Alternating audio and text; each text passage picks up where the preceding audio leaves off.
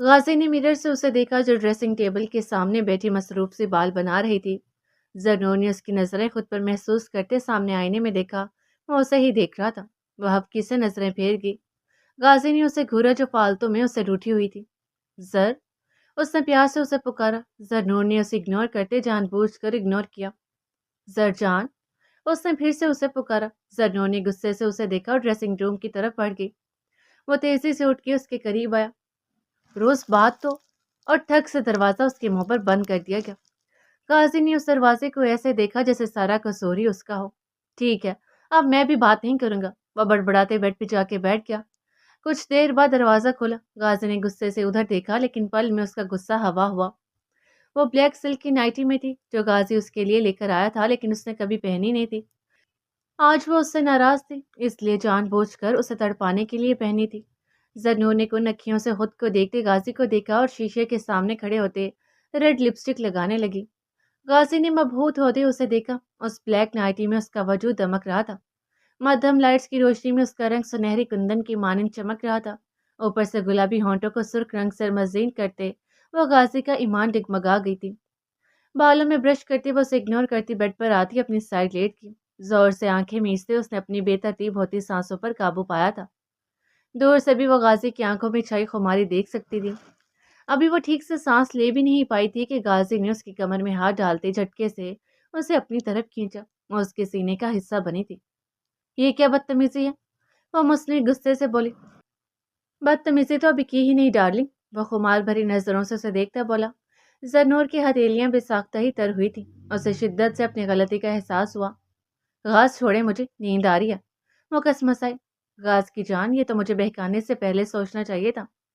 وہ کروٹ لیتا اس پر حاوی ہوا تھا۔ اس کے لال لپسٹک سے سجے ہونٹوں پر انگوٹھا مسلتے اس نے لپسٹک بکھیر دی۔ زرنور نے نروٹھے پن سے اسے گھورا۔ ایسے مت دیکھو ڈارلنگ، جان لوگی کیا؟ وہ اس کی گرین آنکھیں چومتا خماری سے بولا۔ غاز، آپ نے میری بات پر غور کیا؟ وہ اسے پٹری سے اترتا دیکھ جلدی سے بولی۔ کر لیں گے سر جان، اتنی بھی کیا جلدی ہے؟ وہ اس کی نائٹی کندھوں سے کھسکاتے وہاں اپنا لمس چھوڑتے بولا۔ غاز، پہلے میری بات سنے نا۔ وہ اسے پیچھے کرنے کی کوشش میں ہلکان ہوئی۔ ایک بار آپ، اس کے باقی کے الفاظ وہ اپنے ہونٹوں میں چن گیا۔ شدت سے اس کی ایک ایک سانس پیتا وہ اسے سرخ کندھاری کر گیا۔ باقی باتیں کل، ابھی اپنے شوہر کے سکون کا سوچو۔ وہ اس کے ہونٹوں کو چھوڑتا اس کی گردن پہ جا بجا اپنا لمس چھوڑتا مدہوش ہوا تھا۔ زرنور نے مزاحمت کی لیکن اپنی نائٹی کی ڈوری کھلتے دیکھ اس نے سانس روک لیا۔ غازی ایک ہی جھٹکے میں اس کی نائٹی کی ڈوری توڑتے اس پر جھکا تھا اور اس کی گردن کے تل کو نرمی سے دانتوں تلے دباتے وہ اسے سسکنے پر مجبور کر گیا۔ غاز، وہ سہم کر اس کے کندھوں پر ہاتھ رکھ گئی۔ غازی ایک پل کے لیے اس سے دور ہوا۔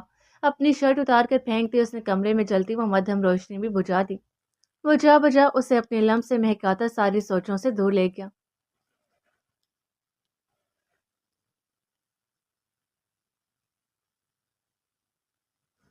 اس نے سر جھکاتی اپنی گود میں کسمساتی ایزل کو دیکھا جو پتہ نہیں کیوں آج بے چین سی تھی۔ ایزو، ابو کی جان، کیا ہوا آپ کو؟ سو کیوں نہیں رہی؟ ایسے سیڈ سا فیس کیوں بنایا ہوا ہے؟ وہ اس کی آنکھیں چومتی لاڈ سے بولی تو وہ آج کھلکھلانے کی بجائے منہ میں انگلی ڈالتی اپنی ہیزل آنکھوں سے ٹکر ٹکر اسے دیکھنے لگی۔ مہر نے پریشانی سے اسے دیکھا۔ اس کے ماتھے پر ہاتھ رکھتے چیک کیا، اس کو ہلکا ہلکا بخار ہو رہا تھا۔ اس نے اسے بیڈ پہ لٹاتے فرسٹ ایڈ باکس پہ پیناڈول جو بچوں کے لیے ہوتی ہے وہ اسے پلائی اور گود میں اٹھاتی ادھر ادھر ٹہلنے لگی۔ اسے اس وقت غازی اور زرنور کو ڈسٹرب کرنا صحیح نہیں لگا اور اس نے خود ہی اپنے پاس رکھا تھا ایزل کو۔ ایزل اب آہستہ آہستہ رونے لگی تھی۔ ایزو میری جان، کیوں رو رہی ہے؟ پپو کو بتاؤ کیا ہوا؟ وہ اس کی بھیگی آنکھوں پر بوسہ دیتے روحاں ہوتے بولی۔ وہ ایزل میں اتنی مگن تھی کہ اس نے اپنی کھڑکی سے اندر آتے معتصم تک کو نہیں دیکھا۔ وہ کھڑکی سے ٹیک لگائے اب بڑے سکون سے اسے دیکھ رہا تھا جو ایزل کو چپ کروانے کی بجائے خود رو رہی تھی۔ معتصم جانتا تھا ایزل غازی کی بیٹی ہے۔ وہ گہری سانس بھرتے آگے بڑھا۔ ایزل کو جھلاتی مہر جیسے ہی مڑی اپنے سامنے کسی کو دیکھتے ڈر سے وہ لڑکھڑائی۔ اس سے پہلے کہ ایزل اس کے ہاتھ سے چھوٹتی معتصم نے تیزی سے ایزل کو اس کے ہاتھ سے لیا تھا۔ دوسرے ہاتھ سے اسے بازو سے پکڑ کر اپنی طرف کھینچتے گرنے سے بچایا تھا۔ وہ کٹی ڈالی کی طرح اس کے سینے سے آ لگی۔ ایزل، ہوش سنبھالتے اس نے ایزل کو دیکھا۔ وہ معتصم کے بازو میں محفوظ تھی۔ اس کی اٹکی سانس بحال ہوئی۔ اسے سیدھا کھڑا کرتے معتصم نے اس کے بازو چھوڑ دیا۔ مہر نے تھوک نگلتے اس کے حد سے زیادہ سنجیدہ چہرے کو دیکھا۔ صبح کے واقعہ کے بعد اس کی ہمت نہیں ہو رہی تھی کہ اسے مخاطب کرے۔ اسے ڈر لگ رہا تھا معتصم سے، اس کے غصے سے۔ اس نے شاید ہی کبھی معتصم کا یہ روپ دیکھا ہوگا، اس لیے وہ بری طرح سے اس سے خوفزدہ ہو گئی تھی۔ معتصم نے سر جھکاتے اپنے بازوؤں میں اس ننھی جان کو دیکھا جو کبھی اسے دیکھتی تو کبھی مہر کو۔ وہ زیر لب مسکرا دیا۔ اس نے نرمی سے جھکتے اس کی چھوٹی سی پیشانی چومی۔ اس کی پیشانی چومتے ہی ایزل کھلکھلا کر ہنس پڑی۔ مہر جو سہمی سی بیڈ پر بیٹھی تھی، ایزل کو معتصم کے بازوؤں میں کھلکھلاتے دیکھ چونک گئی۔ وہ انجان لوگوں کے پاس نہیں جاتی تھی، جاتی بھی تھی تو بس غصے سے انہیں گھورتی رہتی تھی، لیکن معتصم کے ساتھ وہ ہنس رہی تھی۔ معتصم اب نرمی سے اسے تھپکتا، ادھر سے ادھر چکر کاٹ رہا تھا۔ کچھ ہی دیر میں ایزل کی ہلکی سانسوں کی آواز آنے لگی، مطلب وہ سو چکی تھی۔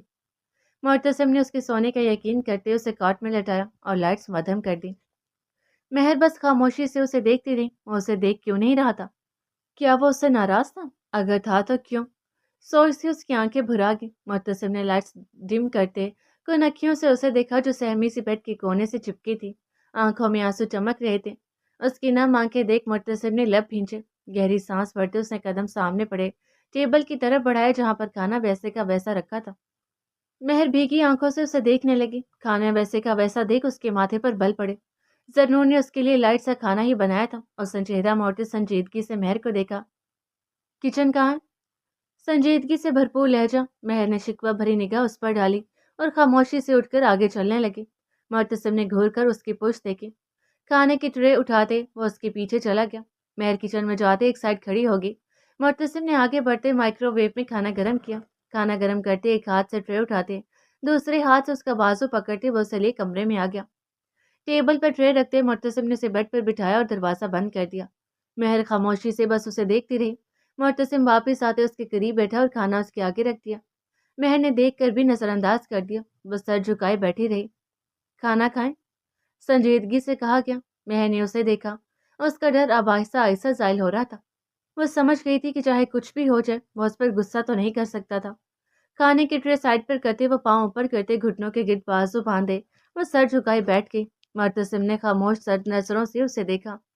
اس کی سرد نظریں خود پر محسوس کرتے مہر کی ہتھیلیاں پسینے سے تر ہو گئیں، لیکن وہ ڈھیٹ بنی بیٹھی رہی۔ معتصم نے ٹرے اپنے آگے کی اور نوالا بھرتے مہر کے سامنے کر دیا۔ مہر نے چونک کر اس کے ہاتھ کو دیکھا، لیکن نوالا کھانے کی بجائے وہ چہرہ موڑے کاٹ میں لیٹی ایزل کو دیکھنے لگی۔ معتصم کے سرد آنکھیں آہستہ آہستہ سرخ ہو رہی تھیں۔ اس نے لب بھینچتے زور سے آنکھیں بند کر کے کھولی تھی۔ چمچ واپس رکھتے وہ بیڈ سے اٹھا اور مہر کی طرف قدم بڑھایا۔ اس کے ہر بڑھتے قدم کے ساتھ مہر کی دھڑکنیں تیز ہو رہی تھی۔ معتصم اس کے قریب پہنچتے رکا۔ مہر نے ہمت کرتے اس کی طرف دیکھا۔ وہ جھکا اور نرمی سے اسے اپنی باہوں میں اٹھاتے وہ اپنی سابقہ جگہ پر واپس آیا تھا۔ مہر ہکا بکا اسے دیکھ کر رہ گئی، جو اسے اپنی گود میں بٹھاتا پھر سے نوالا بھر رہا تھا۔ معتصم نے نوالا اس کے آگے کیا۔ وہ ابھی تک منہ کھولے اسے دیکھ رہی تھی۔ کھائیں؟ اس کی طرف دیکھتے نرمی سے کہا۔ مہر کی آنکھیں بھر آئیں۔ بمشکل خود کو رونے سے باز رکھتے اس نے جھک کر اس کے ہاتھ سے نوالا کھایا۔ معتصم اسے چھوٹے چھوٹے نوالے کھلاتا رہا اور وہ کھاتی رہی، یہاں تک کہ معتصم نے اسے پورا کھانا کھلا دیا۔ کھانا کھلانے کے بعد معتصم نے اسے نرمی سے بیڈ پر اتارا۔ اسے پانی کا گلاس دیتے سائڈ ٹیبل سے اس کی میڈیسنز اٹھائیں اور نکال کر اس کے ہاتھ پر رکھ دی۔ مہر نے اس بار خاموشی سے میڈیسنز لے لی۔ اس کے ہاتھ سے پانی کا گلاس لیتے معتصم نے اسے لیٹنے کا اشارہ کیا، لیکن وہ لیٹنے کی بجائے اسے دیکھنے لگی۔ لیٹ جائیں، نرمی سے کہتی اسے بیڈ پر لیٹایا، خود اس کے قریب نیم دراز ہو گیا۔ وہ اسے دیکھنے لگی۔ شاہ؟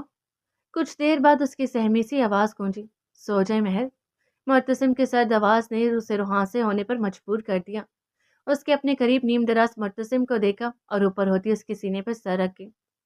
معتصم تھم گیا۔ اس کا دل لمحوں میں رک کر دھڑکا تھا، لیکن اس نے خود میں اترتے سکون کو نظر انداز کرتے نرمی سے مہر کو خود سے الگ کرتے اس کا سر تکیے پہ رکھا۔ مہر کا چہرہ فک ہوا۔ کیا وہ اس سے اس قدر ناراض تھا؟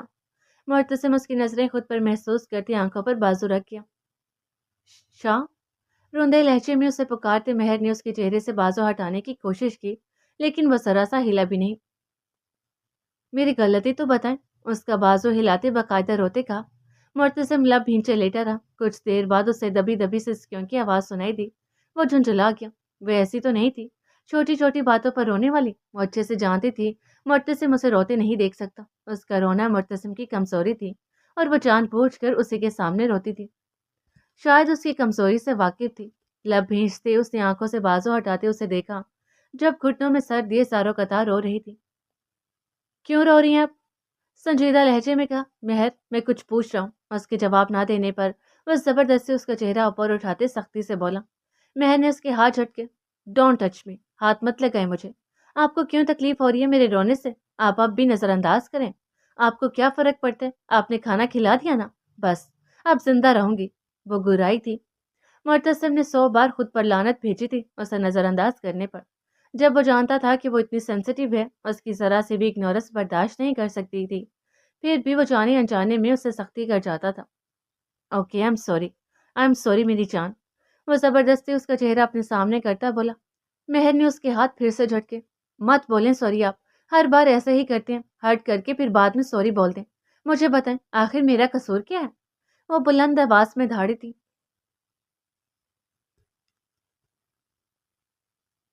उसकी आवाज इतनी ऊंची थी कि गाजी, जो अभी जाग रहा था, उसने चौंक कर दरवाजे की जानिब देखा, यहाँ तक कि उसके सीने पर सर रखे सोई जरनूर भी डर कर उठ बैठी। ये आवाजें तो मेहर के कमरे से आ रही हैं। वो परेशानी से बोली। गाजी उसे पीछे करता सेकंड से पहले बाहर भागा था। जरनूर भी उसके पीछे ही भागी थी। इससे पहले कि वह मेहर के कमरे का दरवाजा खोले था, उसके हाथ मुर्तसिम की आवाज पर साकित हुए थे। उसकी आवाज में इतना दर्द और कर्ब था कि वो साकित रह गया।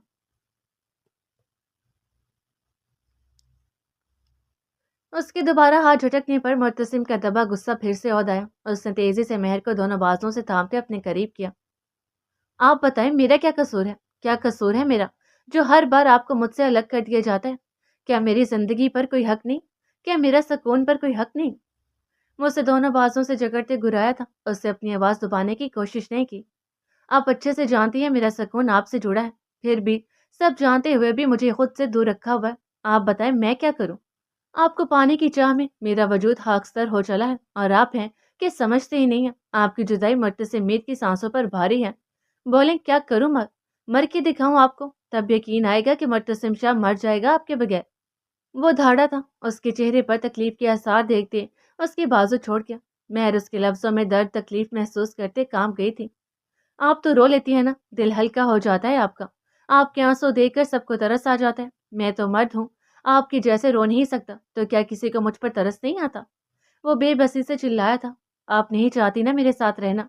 ठीक है, मैं आपको आजाद कर देता हूँ। उसकी आवाज एकदम सर्द होगी। महर सहमी निगाहों से उसे देखने लगी। नहीं शाह, मैं। उसे समझ नहीं आया कि उसे कैसे चुप करवाए। बाहर खड़े गाजी और सन्नू ने एक दूसरे को देखा। वो क्या करने जा रहा था? नहीं महर, आपको मेरी वजह से हर बार तकलीफ मिलती है ना, मैं आपको हर तकलीफ से आज़ाद कर देता हूँ। तो ठीक है, मैं आपको हर तकलीफ से निजात दे देता हूँ। ना आपकी ज़िंदगी में रहेगा कोई मुर्तसिम शाह, और ना मिलेगी आपको कोई तकलीफ। वो उसके हाथ अपने होठों से हटाता बोला, जो वो जल्दी में रख चुकी थी। मैं आपको अपने पूरे होश हवास में। उसका जुमला मुकम्मल होने से पहले ही वो तेजी से ऊपर होती उसके लबों पर अपने लबों का कफल लगा गई। उसने इतनी शिद्दत से उसके होंठ जकड़े थे कि मुर्तसिम साकित रह गया। वो खौफ व वहशत से कि कहीं वो कुछ बोल ना पाए, उसके होंठ अपने नाजुक होंठों में दबा गए। वो साकित सा उसे देख कर रह गया। मुर्तसिम की बात सुनते इससे पहले कि गाजी अंदर जाता, मुर्तसिम के एकदम चुप करने पर वो रुक गया। उसने अपनी कनपटी से हिलाई। समझ न आया कि वो अंदर जाए या ना जाए। वो ऐसा तो नहीं चाहता था, वो बस मुर्तसिम को आजमा रहा था। वरना मुर्तसिम से एक मुलाकात के बाद ही जिस तरह से वो आज सुबह पुरसकून लग रही थी, गाजी को यकीन हो गया कि उसकी बहन के चेहरे पर मुस्कुराहट सिर्फ वही इंसान ला सकते हैं। लेकिन वो इतनी आसानी से उसे मेहर नहीं देने वाला था। वो नहीं चाहता था कि कल को फिर वो अपने रिश्तों के आगे कमजोर पड़ जाए, लेकिन ये हो जाएगा उसे अंदाजा नहीं था। मुअत्तसिम ने उसे पीछे हटाने की कोशिश की, लेकिन वह अपना सांस रोके उसके लबों को और तेजी से जकड़ गई कि वह किसी तरह कुछ बोल न सके। मुअत्तसिम ने उसके डर को समझते हुए उसकी कमर में हाथ डालते उसे अपनी तरफ खींच लिया। उसकी कमर सहलाते उसे आंखों से नफी का इशारा किया था कि वह कुछ नहीं बोलेगा। वो तो मर कर भी ऐसा न करे। वो बस मेहर को देखना चाहता था कि क्या वाकई उसे मुअत्तसिम की वजह से तकलीफ मिलती है। अगर कल को गाजी कुछ ऐसा वैसा फैसला करे तो वो उससे आज़ाद होने के लिए तैयार हो जाएगी। मेहर उसकी आंखों के इशारे पर सहमी सहमी से उसे देखते पीछे हुई। मुझे नहीं चाहिए आज़ादी।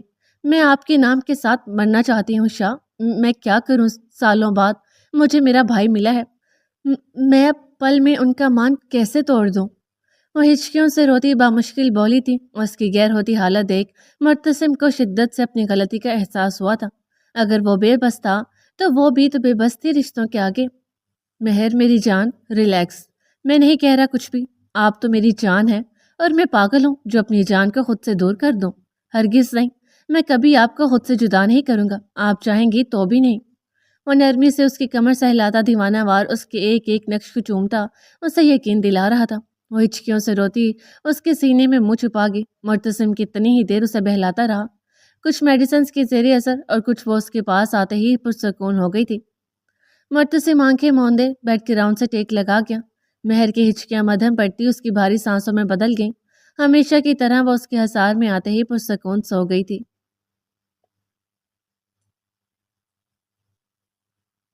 گاس، سر ہاتھوں میں گرائے بیٹھے غازی کو دیکھتے زرنور نے اسے پکارا۔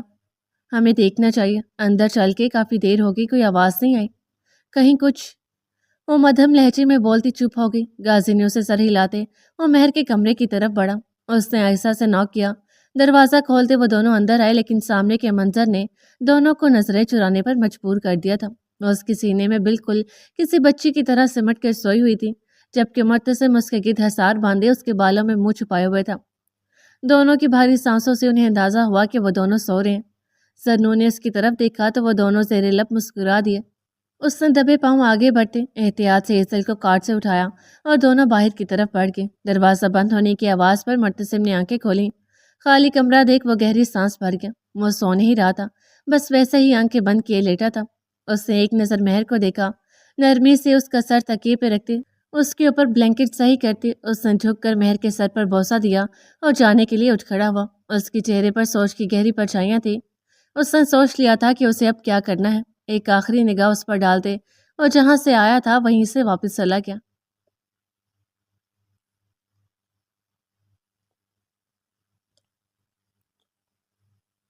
آپ نے دیکھا نا گاس، اتنا سب ہونے کے بعد سکون دونوں کا ایک دوسرے کے پاس ہی ہے۔ اب تو مان جائے، مہر کو اگر کوئی خوش رکھ سکتا ہے تو وہ صرف مرتسم بھائی ہیں۔ وہ بے بسی سے اسے دیکھتی بولی۔ غازی نے تسلی دینے والے انداز میں اسے دیکھا۔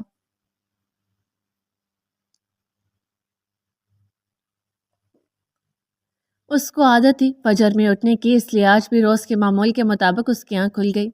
اور جب اٹھی تو ہمیشہ کی طرح اکیلی تھی۔ وہ ایسا ہی تو کرتا تھا، سلاتا تو اسے اپنے حصار میں تھا، لیکن جب وہ اٹھتی تو بس اس کی خوشبو یا پھر یاد رہ جاتی۔ گہری سانس بھرتے وہ فریش ہونے چلی گئی۔ فجر کی نماز ادا کرتے اس نے آج اپنے لیے بھی دعا مانگی تھی، اس آزمائش کو ختم کرنے کی التجا کی تھی جو شاید بہت جلد اس کی سننے والا تھا۔ مرتسم رات کی ڈرائیونگ سے کراچی سے سیدھا ملتان آیا تھا۔ اسے پہنچتے پہنچتے اچھا خاصا دن چڑھ گیا تھا۔ ذوالفقار مینشن کے آگے گاڑی روکتے اس کا چہرہ سپاٹ تھا۔ اسے یہ سب کرنا تھا اپنی مہر کے لیے، اس کی خوشیوں کے لیے، دونوں کی خوشیوں کے لیے۔ گہری سانس چھوڑتے وہ گاڑی سے باہر نکلتے اندر کی طرف بڑھا۔ حسن بابا جو لان میں بیٹھے تھے اسے دیکھ کر چونک گئے۔ مرتسم بھی انہیں دیکھ چکا تھا۔ حسن بابا تیزی سے کھڑے ہوئے، انہیں بھی یقین نہیں آ رہا تھا کہ ان کے سامنے وہ کھڑا ہے۔ وہ بے یقینی سے اسے دیکھتے رہ گئے۔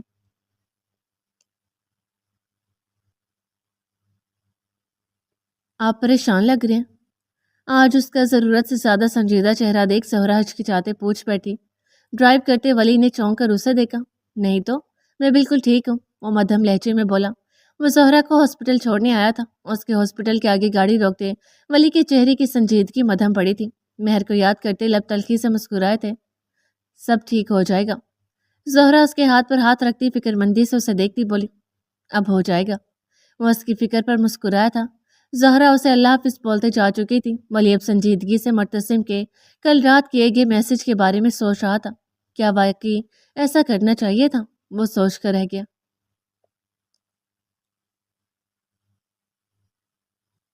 دوسرا دن بھی گزر گیا، لیکن نورین کی حالت میں ذرا برابر فرق نہیں آیا۔ وہ ہر پل امن کو یاد کرتی روتی رہتی۔ عالم بے بسی سے بس اسے دیکھ کر رہ جاتا۔ قسمت نے اس کے ساتھ جو ستم کیا تھا وہ اسے روک نہیں سکتا تھا، نہ وہ روک پایا، لیکن اب اس کی یہ حالت دیکھنا اس کے بس سے باہر تھا۔ اچانک دروازے پر دستک ہوئی۔ عالم نے دروازے کی جانب دیکھا۔ اس وقت کون ہو سکتا ہے؟ رات ابھی گہری نہیں ہوئی تھی، اس لیے شاید محلے کا ہی کوئی ہو۔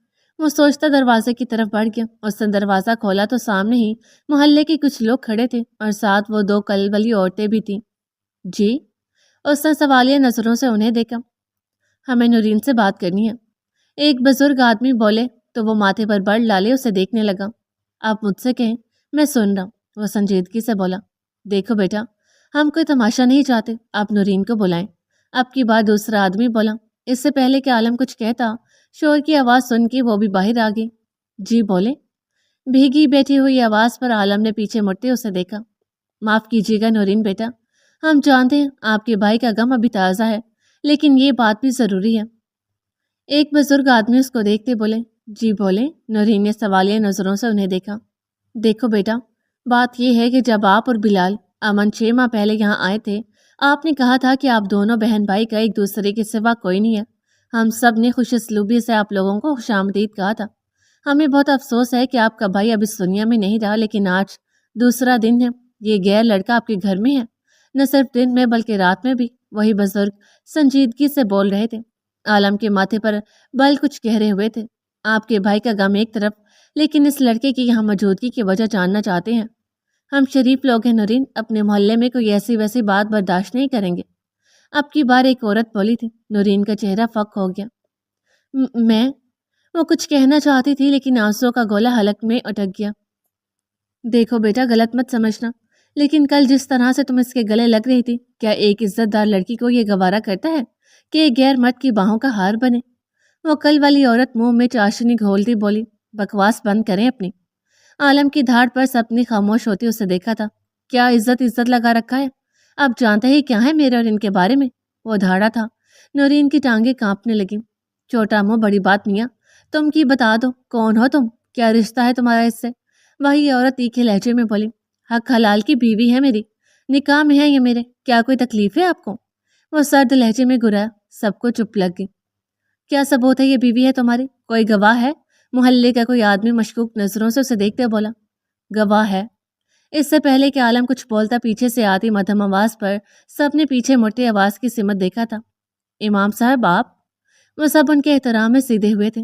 میں گواہ ہوں ان کے نکاح کا، کیا میری بات کا بھی یقین نہیں ہے؟ وہ سخت لہجے میں بولے تھے۔ کیسی باتیں کریں، آپ تو یہاں سالوں سے رہ رہے ہیں، ہماری بچیوں کا نکاح بھی تو آپ نے پڑھوایا، ہمیں کیسے آپ کی بات پر یقین نہیں ہوگا؟ وہی آدمی ان کی چاپلوسی کرتا بولا۔ سن لیا ہوگا یقیناً، مہربانی کر کے تشریف لے جا سکتے ہیں آپ لوگ۔ عالم بنا کسی لحاظ کی انہیں باہر کا راستہ دکھایا گیا۔ وہ لوگ نظریں چراتے چپ چاپ باہر چلے گئے۔ میں نے کئی بار امن سے کہا تھا کہ بتا دو سب نورین بیٹی کے نکاح کا، یہ لوگ تو ہیں ہی منافق۔ وہ لرزتے کانپتے نورین کے سر پر ہاتھ رکھتے بولے۔ چلتا ہوں میں اب، بہتر یہی ہوگا کہ اسے لے جاؤ یہاں سے۔ وہ عالم کو کہتے خود بھی وہاں سے چلے گئے۔ عالم نے اسے دیکھا، جو شکوہ کنہ نظروں سے اسے ہی دیکھ رہی تھی۔ اس سے پہلے کہ عالم اسے کچھ کہتا، وہ اپنے کمرے میں بھاگی۔ وہ بے بسی سے لب کچل کر رہ گیا۔ سر اٹھاتے اس نے آسمان کی طرف دیکھا، ذہن 4 ماہ پہلے کے مناظر میں کھو گیا۔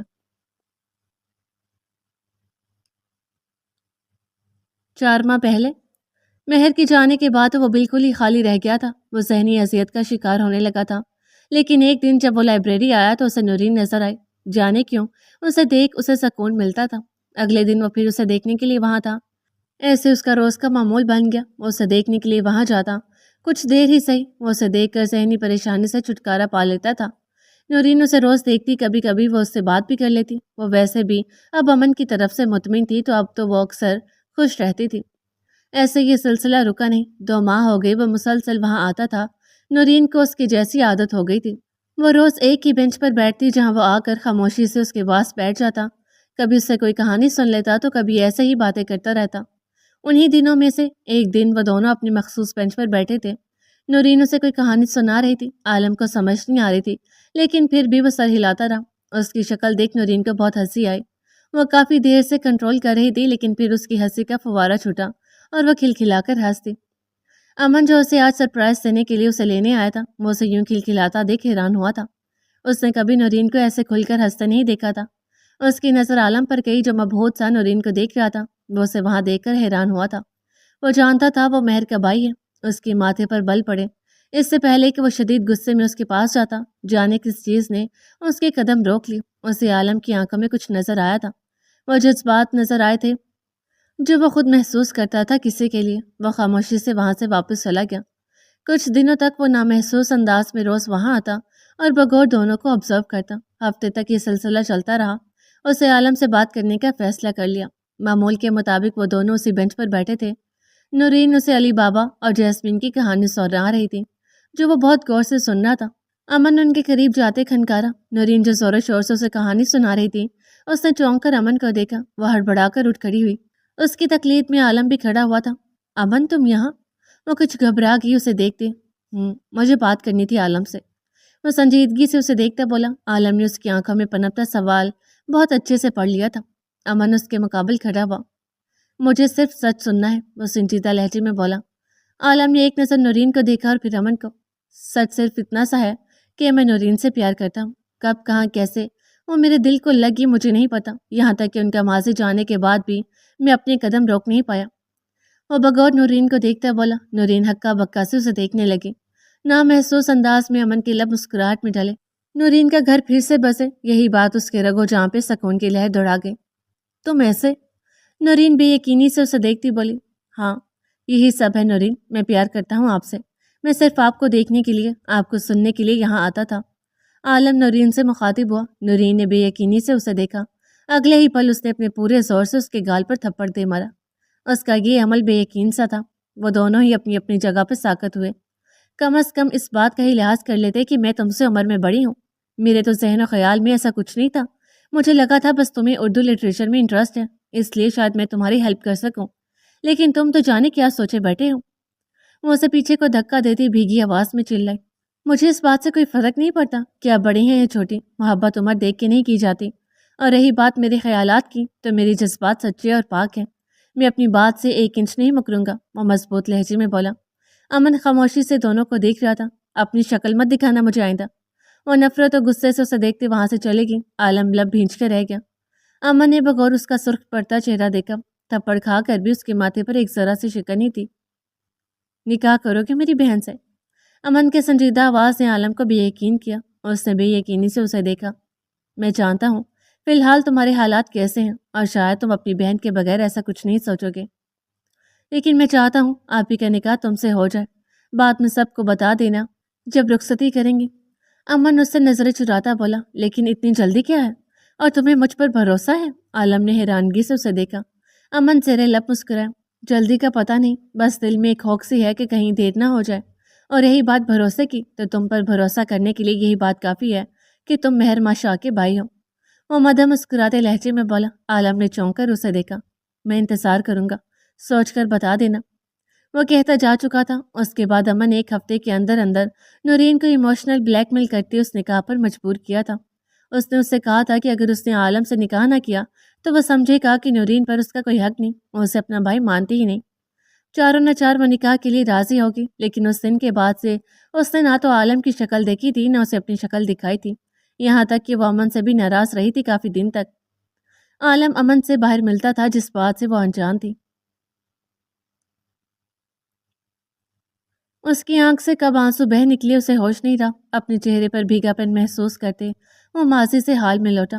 اسے اب سمجھ آیا تھا کہ شاید امن کو الہام ہو گیا تھا کہ وہ بہت جلد اپنی زندگی سے ہاتھ دھونے والا ہے۔ ان 2 ماہ میں اس نے قریب سے اسے جانا تھا، وہ اسے بہت عزیز ہو گیا تھا۔ پتہ نہیں کیوں جن لوگوں کے لیے لگتا ہے کہ یہ ہیں تو زندگی ہے، وہی ہمیں زندگی میں ادھورا چھوڑ جاتے ہیں، وہ سوچ کر رہ گیا۔